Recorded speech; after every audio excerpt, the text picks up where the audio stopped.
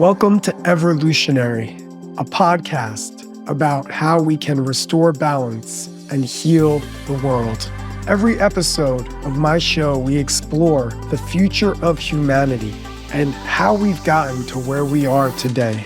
Through inspirational stories about healing, science, and mysticism, we'll see how we can reshape our society to create a world free of violence. I'm your host, Hawah Kasat.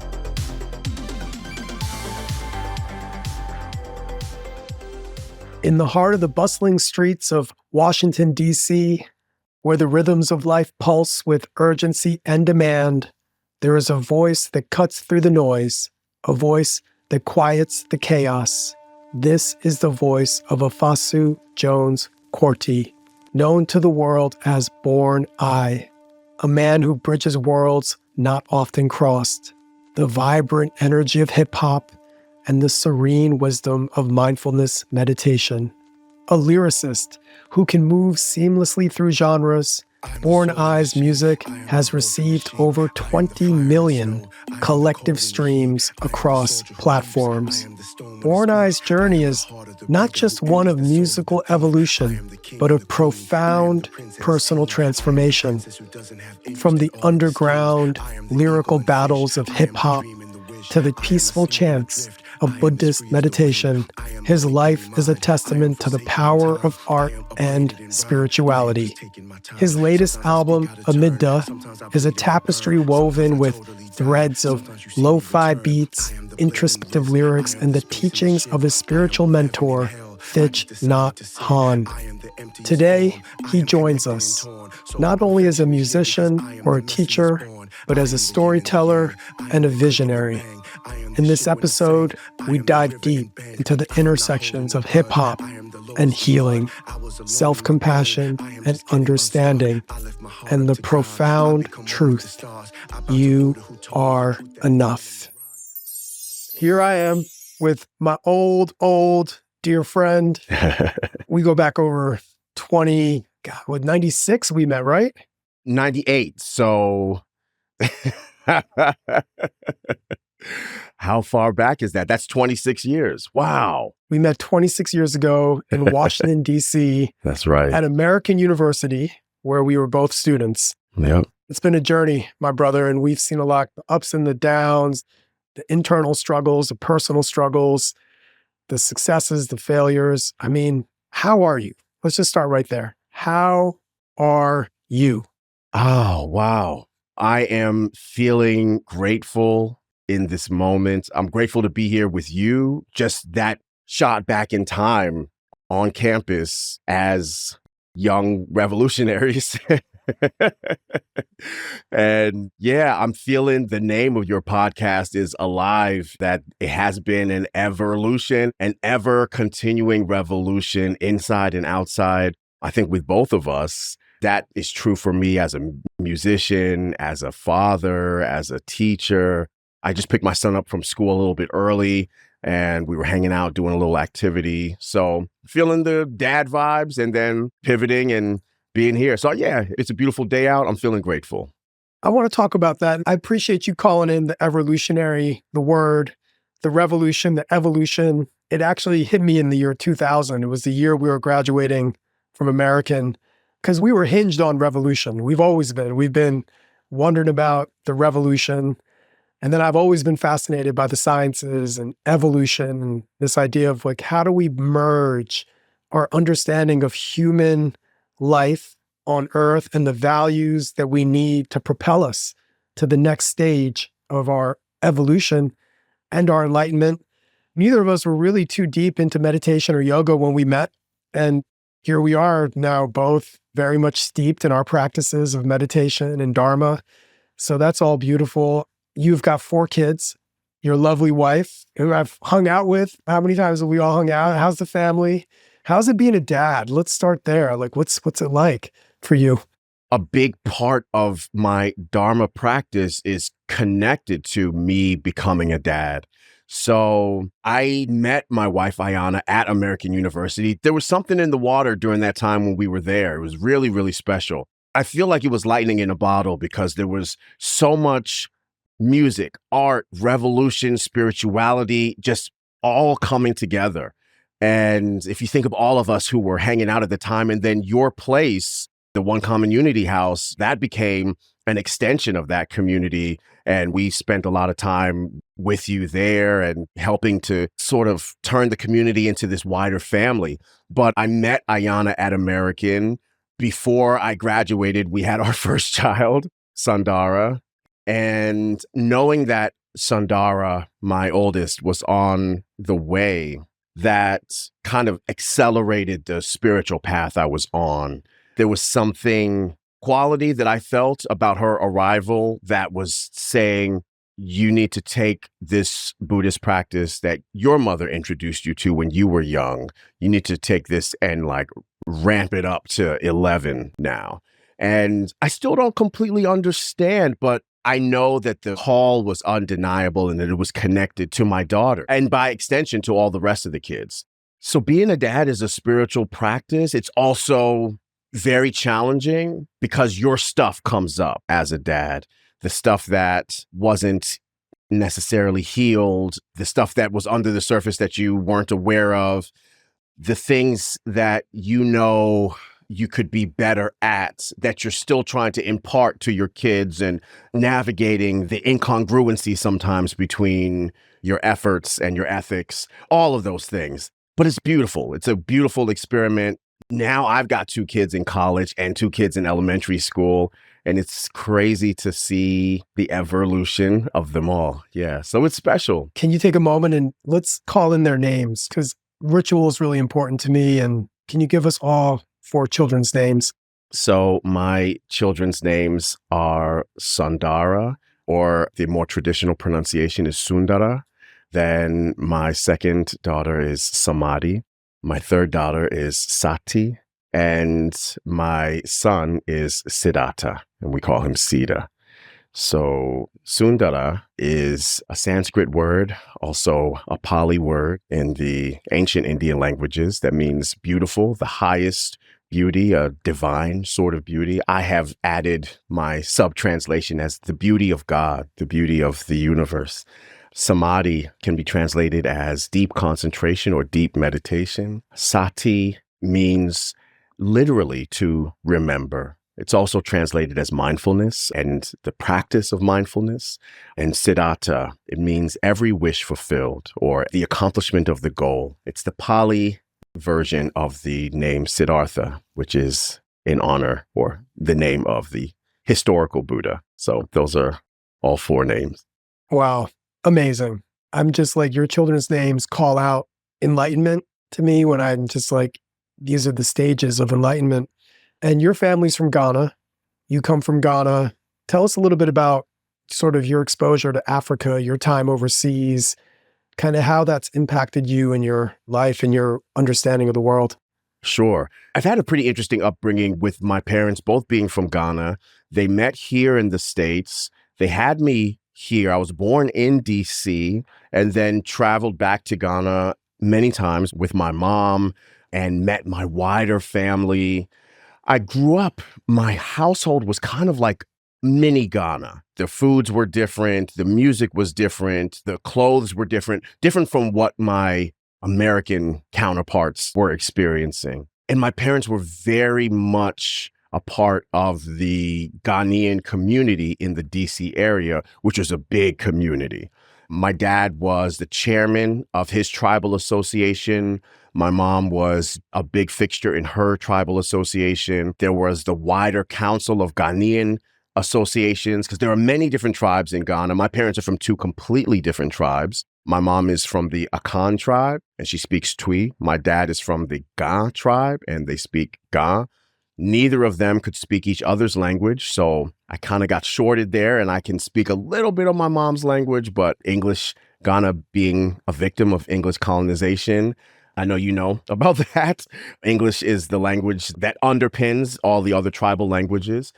And my dad was a revolutionary also. He came to America and, well, even before he arrived in America, he was the revolutionary movement in Ghana, spearheaded by Kwame Nkrumah. And supported by the philosophies of people like Frantz Fanon and Patrice Lumumba. My dad was very much a part of that intellectual class of young revolutionaries who were pushing for Ghana to be liberated from the British colonial system. He was also very much inspired by Martin and Malcolm and Stokely Carmichael and the Black Panthers. So when he got to DC, those times when we were doing shows in Malcolm X Park, my dad would see us on stage and be like, wow, I remember being here with Stokely Carmichael and being at Black Panther. On the same stage at Malcolm X Park. Oh, Yeah. wow. Yeah. My mom would be like, yeah, we used to come here and your dad, and then we'd come and listen to speeches and then they'd go hang out afterwards, and heady stuff to think about. So my dad was a Pan-African. My dad's still here. I'm going to go have dinner with him in a little bit. He is a Pan-Africanist, and his idea was that all people from the African diaspora are one people. So there is a tendency to say that Africans are this and African Americans are this, are separate, and Afro-Caribbeans are separate and Afro-Latino. And my dad just rejected that notion outright. So I had this idea of a universal African diaspora connection. And I grew up with that, and it was very special. And at the same time, I didn't really fit in anywhere. That classic first generation American issue where you're not quite African enough for the Africans, not quite American enough for the Americans. Where do you fit in? Even amongst the Africans, because my parents are from different tribes, I didn't have a hardcore tribal affiliation. There were so many African American social cues that I was not familiar with. So a lot of times there was a sense of ostracization and being made fun of and being bullied because of my African identity. And that's the fire that you get forged through. All of those things. Yeah, that's right. We get forged. I didn't realize, Born, that we had such a similar upbringing. So for me, born in the US, similar to you, first generation, but I would spend many summers in India. And I would go to India for like that 2-3 month break between school years. I would head to Mumbai and I'd be in Mumbai. And similarly as you, exposure to Ghana, I'm exposed to street life in Mumbai with just abject poverty, no running water, no electricity, staying in my grandparents' home where we didn't even have a toilet. I mean, it was a hole in the ground. You know what I mean? And then I would come back to the US and I was in the middle of this suburban town in New Jersey, outside of New York City, where we had a refrigerator, we had running water, we had 2 different types of juices in the fridge to choose from. It was quite it was a lot of culture shock. And it's such a shift from that back and forth movement, which really generated a lot of momentum in my life for what became the work that I currently do and that I did for my whole adult life until now, right? And so it's interesting to me how our paths have like remerged, because we were like connected in college and we were partying a lot and we were doing our things. And then there was this creative space that we always kind of incubated in together in various circles.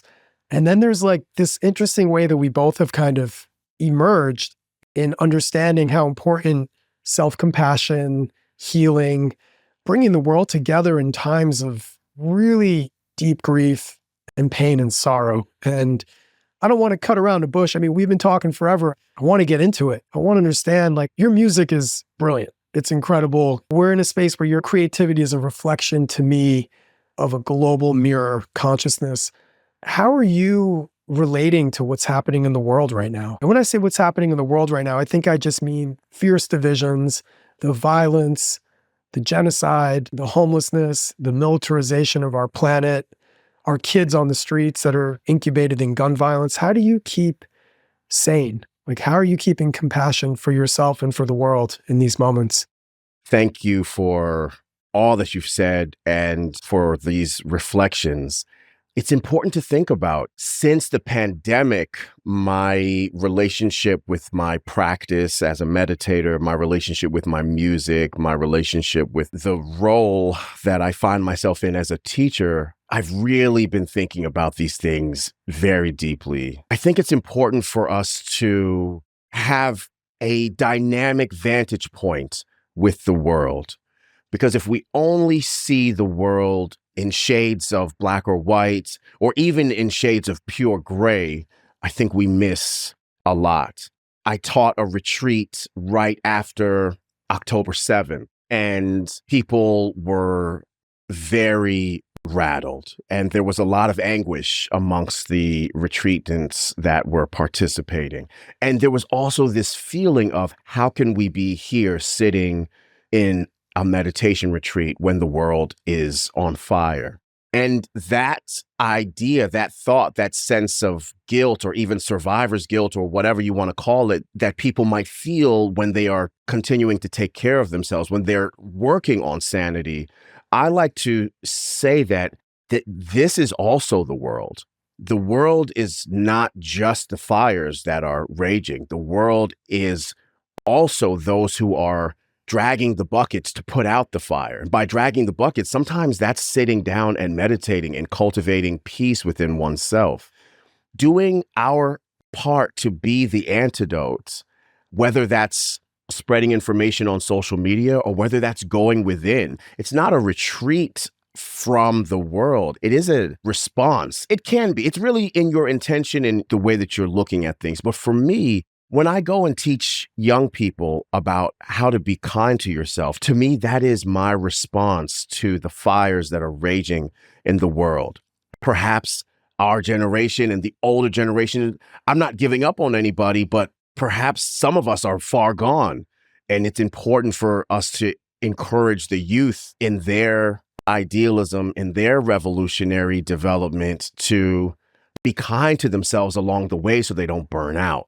I see the work that I do in encouraging self-compassion as a response, as I said, to all the calamities that we're seeing, because I can't conceive of a world where people recognize their own suffering, take care of their own suffering, and then go cause havoc.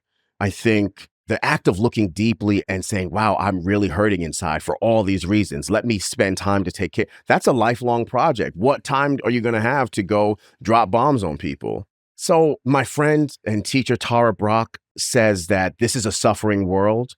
In Buddhism, we have the first noble truth that suffering is a part of this conditioned existence. So in some ways, I try not to despair. There was a young person I was teaching on retreat who ended up teaching me something that saying that they have in the climate movement, that hope is a discipline.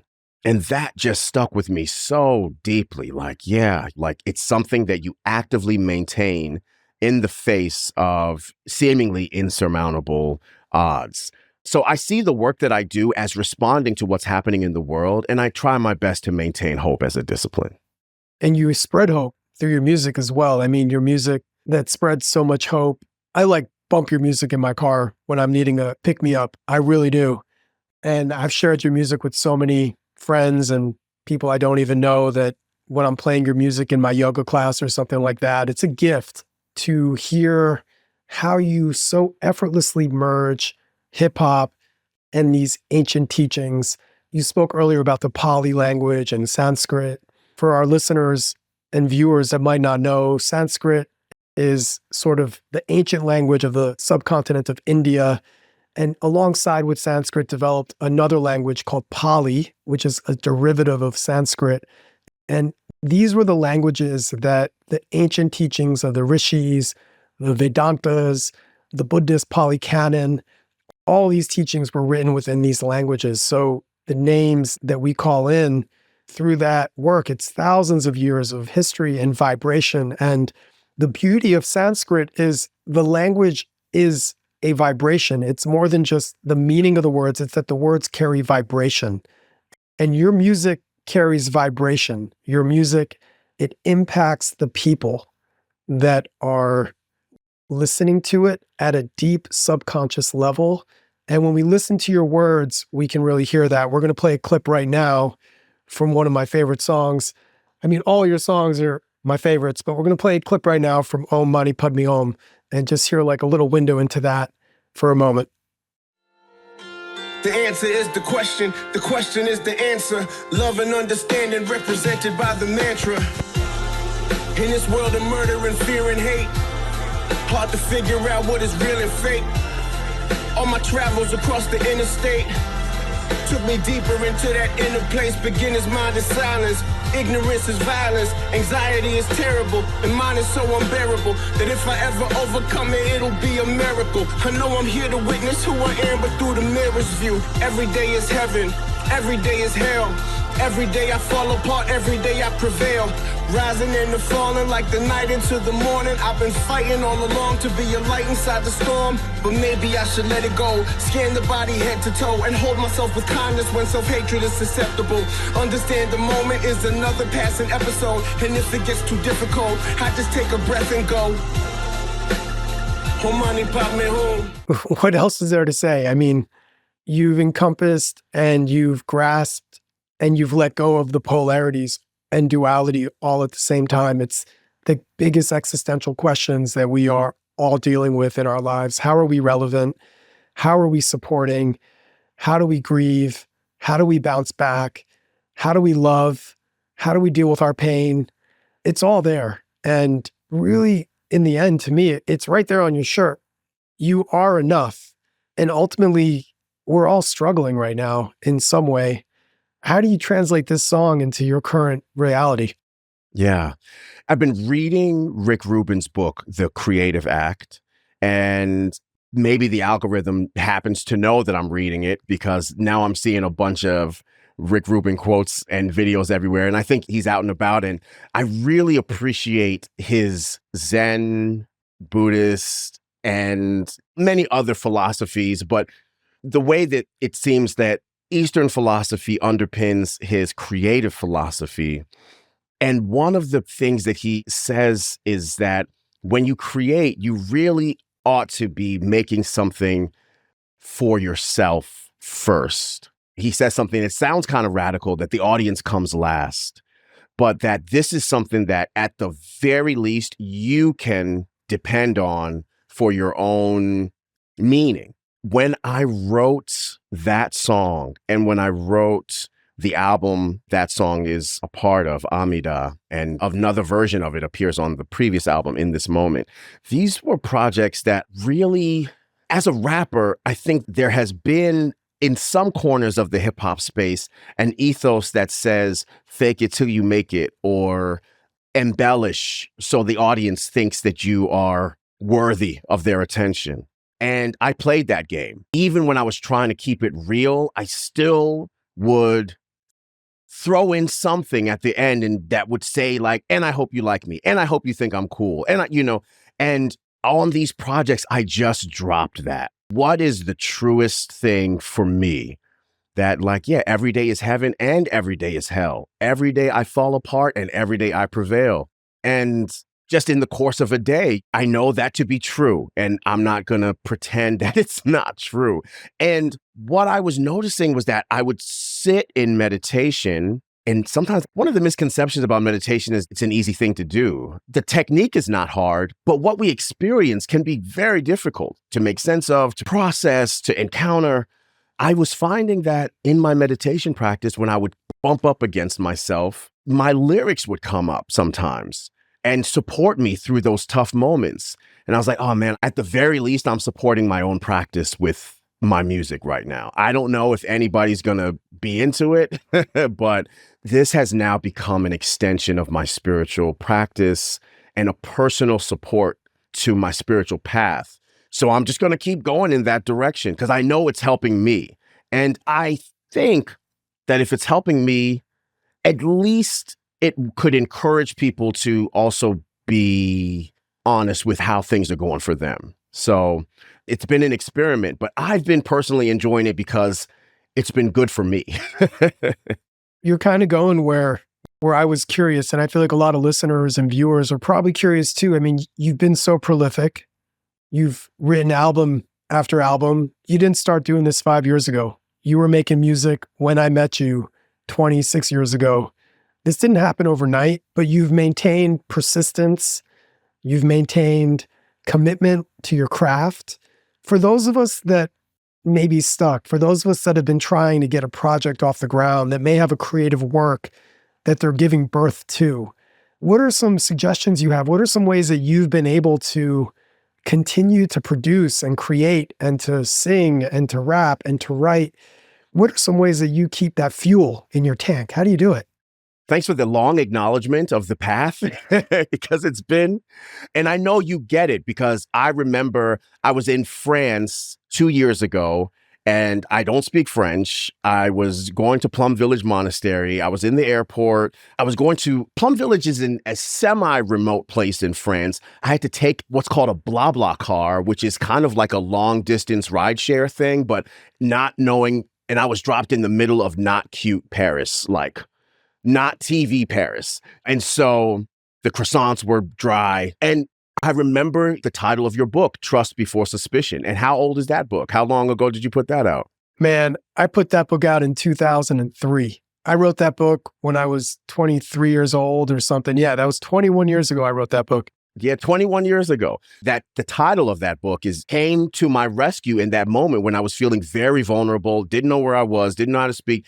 And I texted you, Trust Before Suspicion, that it really anchored me in that moment. And so, yeah, this is not your first rodeo either. And I bring that up to say that even if I didn't know kind of what my mission statement was at the time, it was alive in me. And I think if you're a creative person or whatever it is you're building, whatever it is you're working on, checking back in with yourself and asking, what do I want to say? What is the thing that when I leave this planet, I want people to know more than anything? If I could write one phrase to the world, what would that phrase be? For me, the words, "You are enough."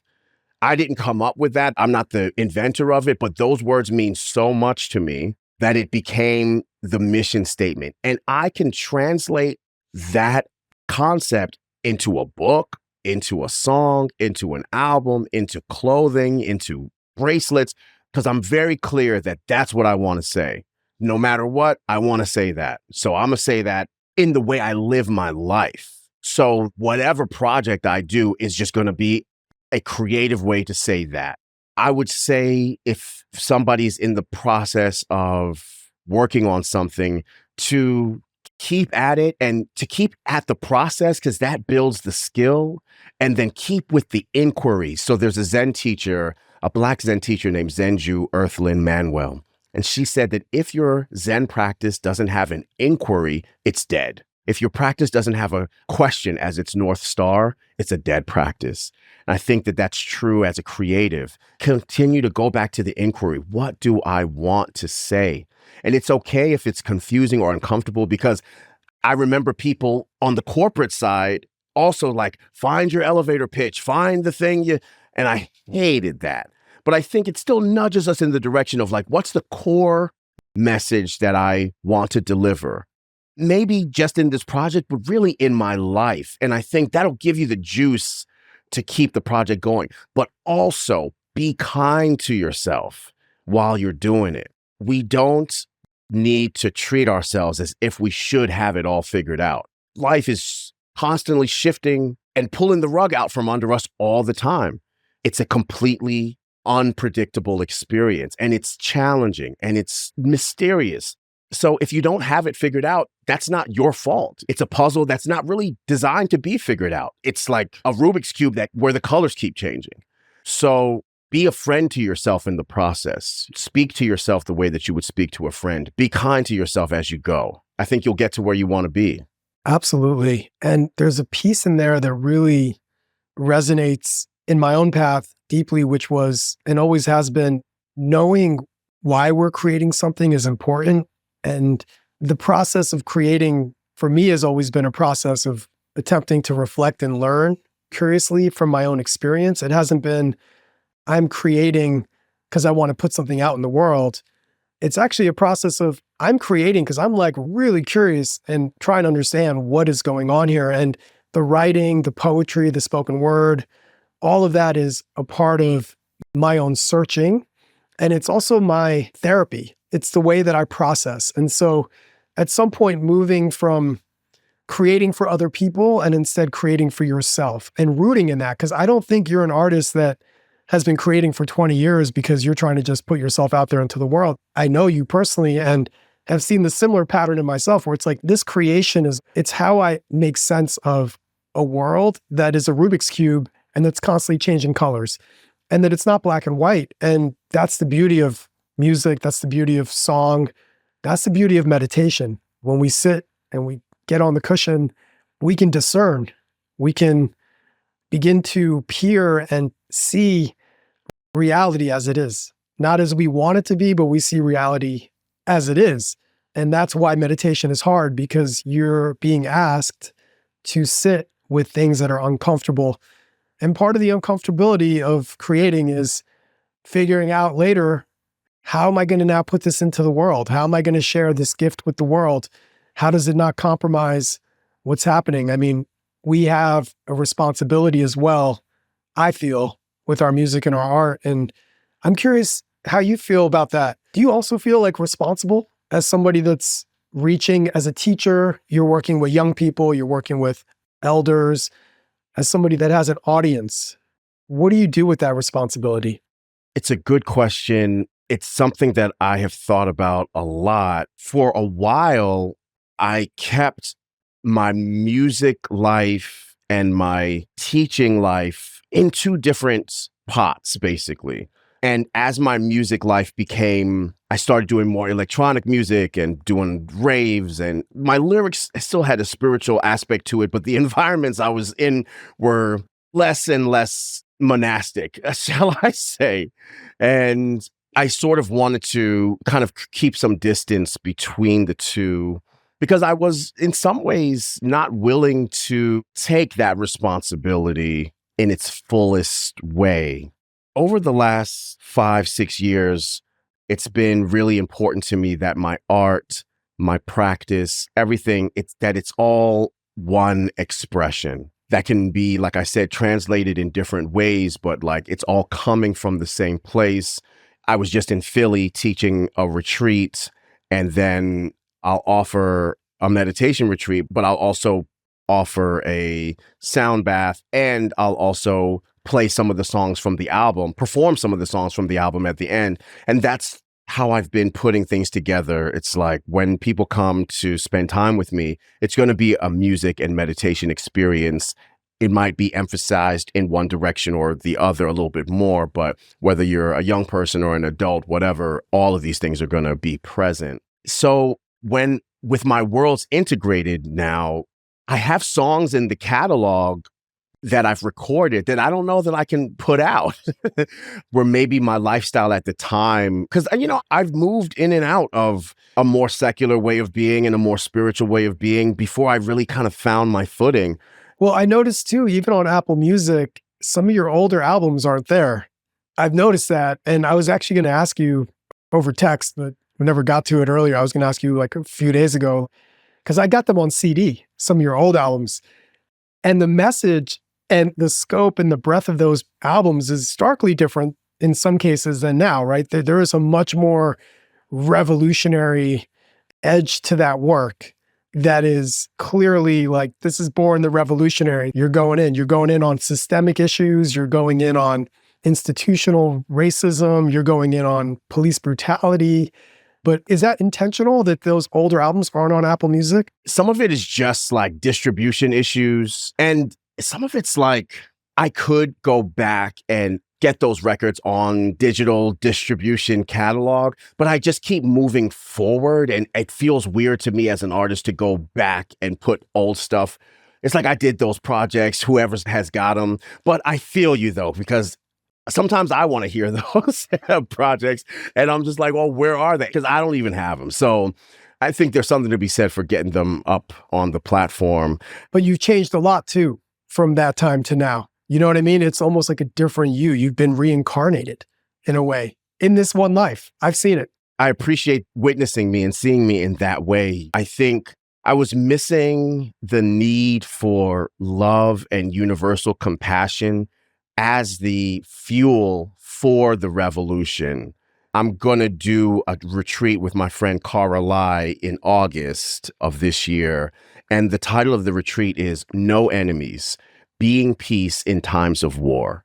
When I was younger, it was very easy for me to identify the enemy, like this group. this political party, this country, these people, they are the enemy. I am on the side of right. All of my people, all of us, how could we be wrong? How could we be on the side of wrong? I know what right and wrong is. Thich Nhat Hanh famously has said that our real enemies are greed, hatred, and delusion. Man is not our enemy. Even in the Bible, it is said that we wrestle not against flesh and blood, but against principalities and spiritual wickedness. And so in the course of living a life, it's impossible to not be harmed and cause harm. So then I also know that I'm the villain in somebody's story, possibly in many people's stories. So I have to be super humble when I'm thinking of who's the enemy? Who am I fighting against? Actually, I need to liberate myself from my own ignorance and my own unskillfulness. And I feel that even though I might be the bad guy in somebody's story, I still feel like the good guy. And I'm sure the people who I think are the bad guys, they probably still feel like the good guy in their story. I really hope that I would give the people who find fault in how I've treated them, that they would give me grace and forgiveness. And if that's what I want for myself, I definitely need to keep my heart open for grace and forgiveness to everybody. It's so easy to polarize and marginalize. Other and to other and to other people. We other the enemy. I mean, everything is not us, so we other it. Yeah, it's so easy to do that. And I'd rather have a perspective that doesn't throw anybody out, that we can do away with systems, ideologies, with ignorance. And in the absence of ignorance, our potential is limitless. So I'm trying to bring love and compassion into the equation. I still want the world, I still want to shake down Babylon, but Babylon is our collective ignorance, not our collective humanity. I love the revolutionary is still in you, and the evolutionary is still in me. And I love how our approaches have been refined over time through wisdom and through reflection and through compassion. And in a time where there is so much of this sense that I'm right and you're wrong, it's my way or it's the wrong way. And there seems to be less and less listening within conversations. The dialogue seems to have lost the opportunity for healing. And I believe that's because we're missing the art of listening. And for me, meditation is the art of listening, because when we sit quiet and we sit still, we are having to listen. And I just love this idea of no enemies. It's really powerful. It's profound. It's a message that the world needs to hear right now. And being peace does require us to let go of the hatred and the anger that we have in our hearts that's preventing us from seeing the humanity in another being. So in that process of knowing that we're in a space where there is so much pain, there's so much violence, and we don't even have to think about globally right now. I can think about Washington, D.C. I can think about Baltimore. I can be talking about Oakland or Lagos or New Delhi. I mean, we've got gang warfare, we've got domestic violence, we have sex trafficking and human trafficking. How do we take this idea, which seems really idealistic, right? I mean, for people listening, they're like, no enemies, what are you talking about? I'm fucking pissed. I'm pissed about this. I'm pissed about that. I don't like this person. I don't like that person. It feels almost, we've been culturally conditioned to engage in this reaction of othering and of hatred as our default. How do we switch the default to compassion and love and kindness? How do we do it? What do we do? What are we missing as society? How do we evolve as people?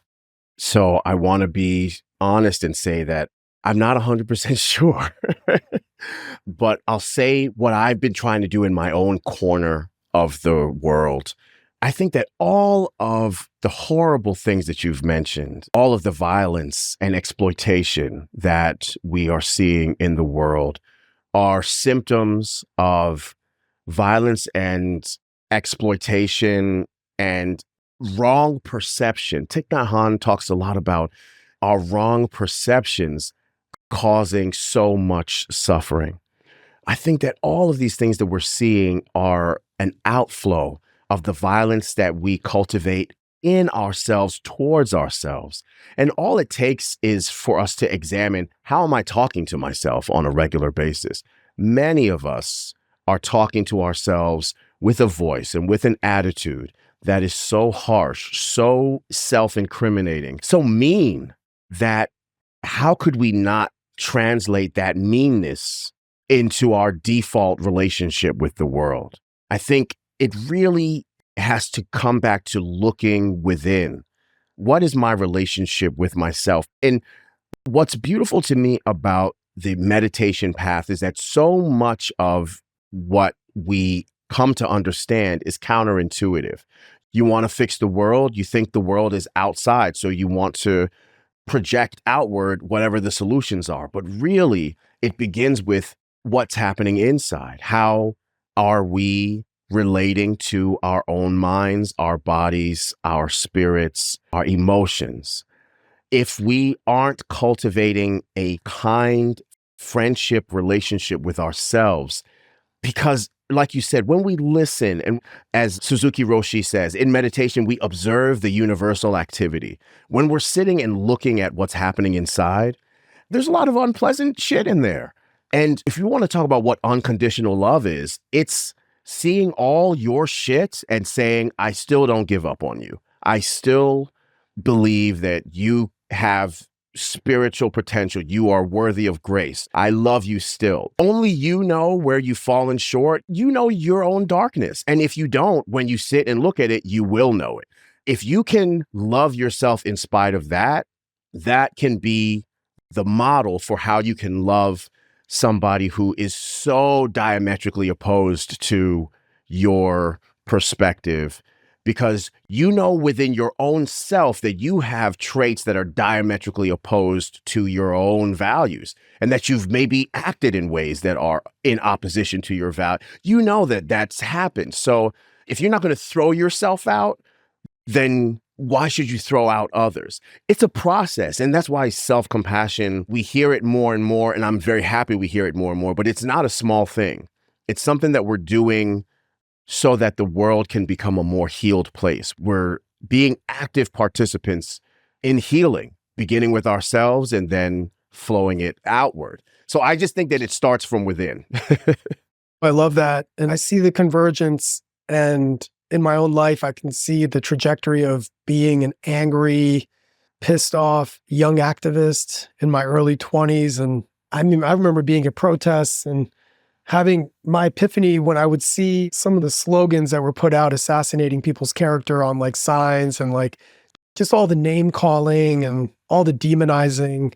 And I remember thinking to myself, well, this is a peace protest and we're here working to build peace in the world. And I believe this is also Thich Nhat Hanh that said this quote, "There is no way to peace. Peace is the way." And so when I think about, wow, how do we move from where we are now to where we want to be?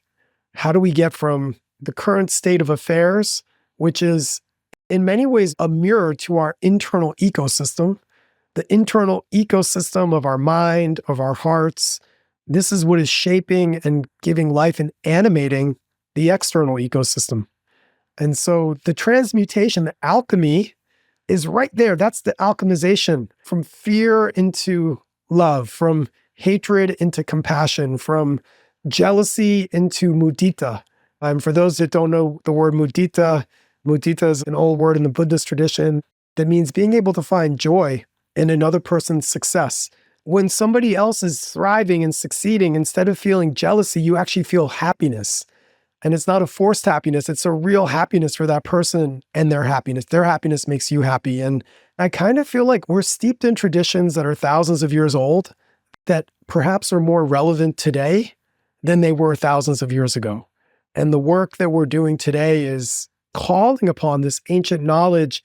And we're trying to figure out how to be better activists, better fathers, better mothers. We want to be better teachers. And part of that is humility. And I think we've lost a lot of humility in our world. And I think because of the lack of humility, there's less listening. Listening and humility to me are actually very connected. They go together.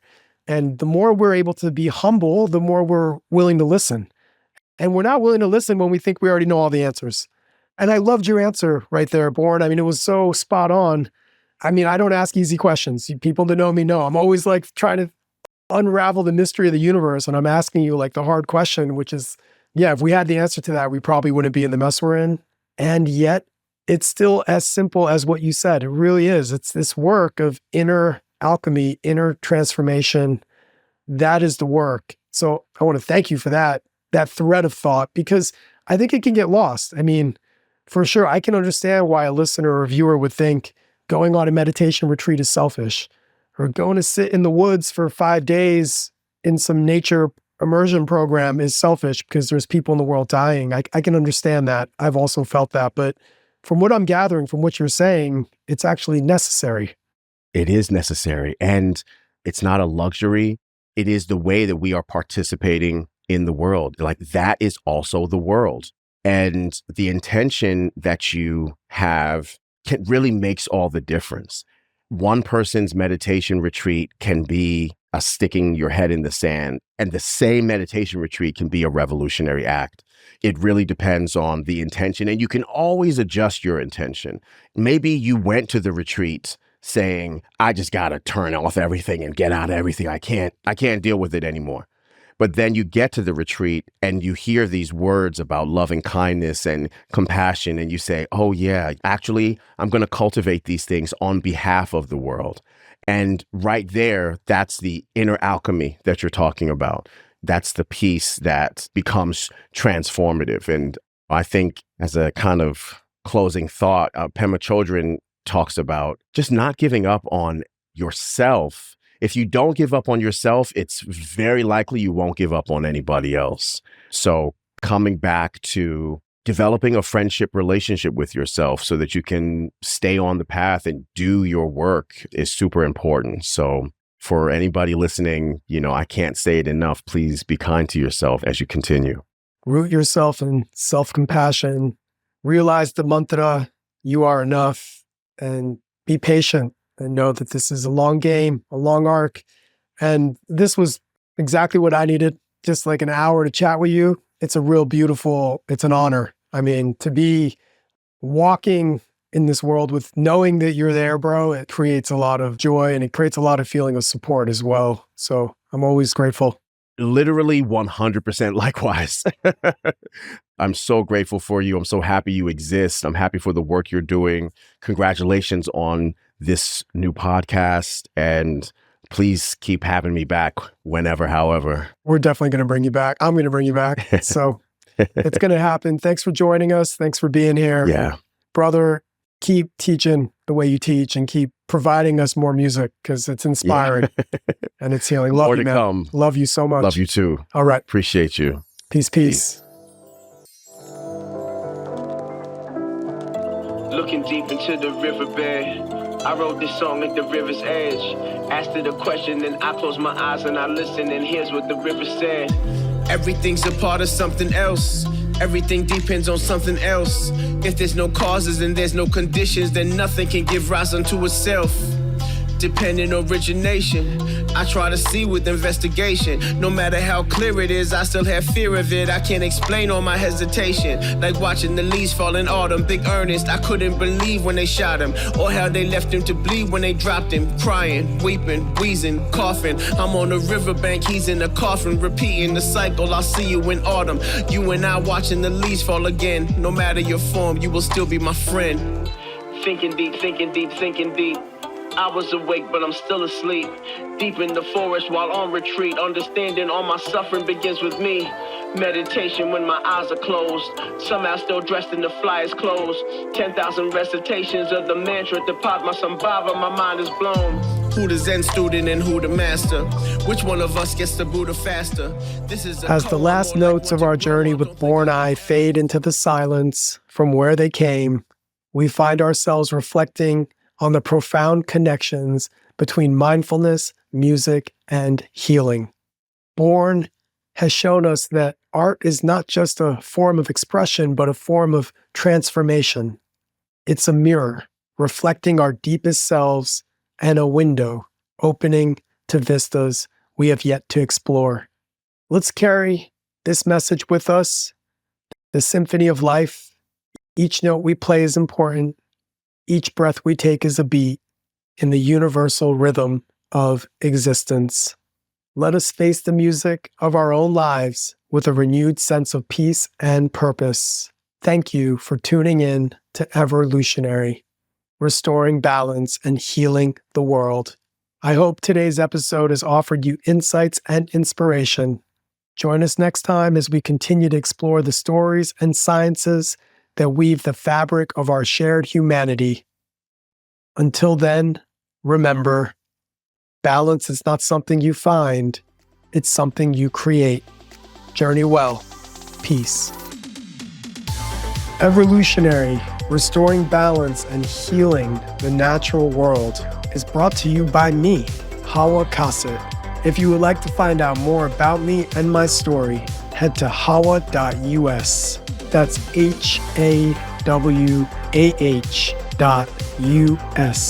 And then make sure to search for me in Apple Podcasts, Spotify, and Google Podcasts, or anywhere else podcasts are found. Make sure to click subscribe so you don't miss any future episodes. Thank you for listening. Stay in touch. Peace.